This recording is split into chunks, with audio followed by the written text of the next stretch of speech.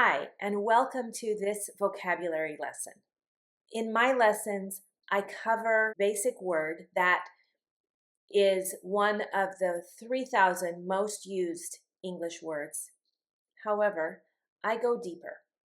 So stick around to the very end of this video because we are going to look at synonyms and collocations. We're going to see this word used in context, and we're going to find out all the different words that belong in the word family. We're going to hear the opposite, the noun, the verb, the adjective, and the adverb for all the words that I teach in this series. I hope you'll stick around with me every single day and learn these 3,000 words with me.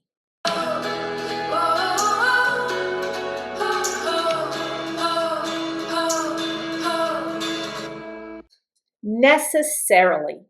Necessarily. So if something is necessary, let's turn it into the adjective. If something is necessary, it means it must be done. Okay? There's no choice about it. We have to do it if it is necessary. When I use the word necessarily, it means it's an adverb now, and I need to use it as in there's really no choice about it. It's inevitable, inevitably, or needs, inescapable, unavoidable. And we make it an adverb by putting the "ly" on, unavoidably. It doesn't necessarily follow that because someone is quiet, they are necessarily shy, okay? So as silence can reflect focus, fatigue, or simple preference. So this is a collocated phrase. It doesn't necessarily follow. It means that one doesn't always mean the other. Here, they put the word necessarily in twice, and we don't really need it twice. We could say, it does not necessarily follow that because someone is quiet, they are shy. Okay, those two things don't always go together. So don't think that they do. That's what this sentence is telling you. The results are not necessarily the case for every region, since local conditions can significantly change outcomes. Here we have not necessarily used again as a negative. We say, there's even a song. It's an old song from Porgy and Bess, and it goes, "It ain't necessarily so. It ain't necessarily so." Okay, so that's ain't is not, and it's just saying that one condition does not mean this other condition. While the statement is necessarily true in a mathematical sense, its real-world application may depend on additional assumptions. So if something is necessarily true, that's like saying 2 plus 2 is always 4. Okay?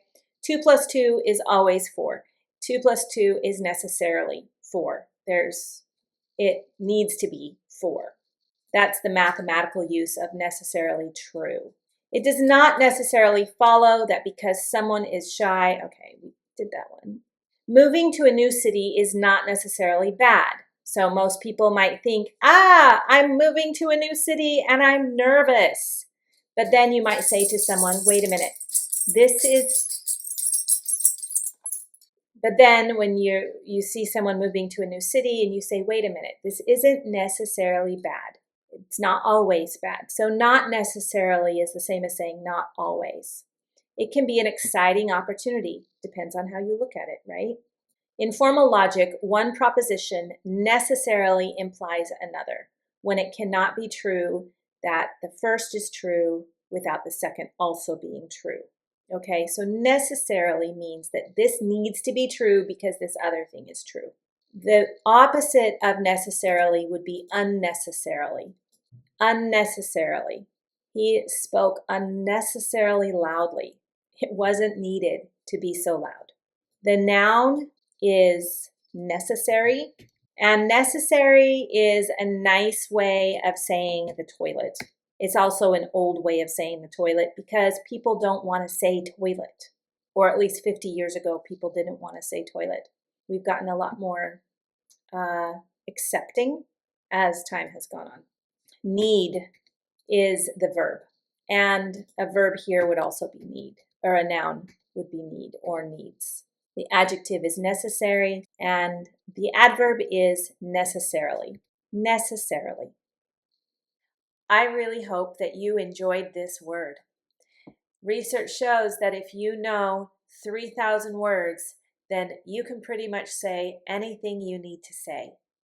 I hope I'll see you tomorrow, and please like and subscribe.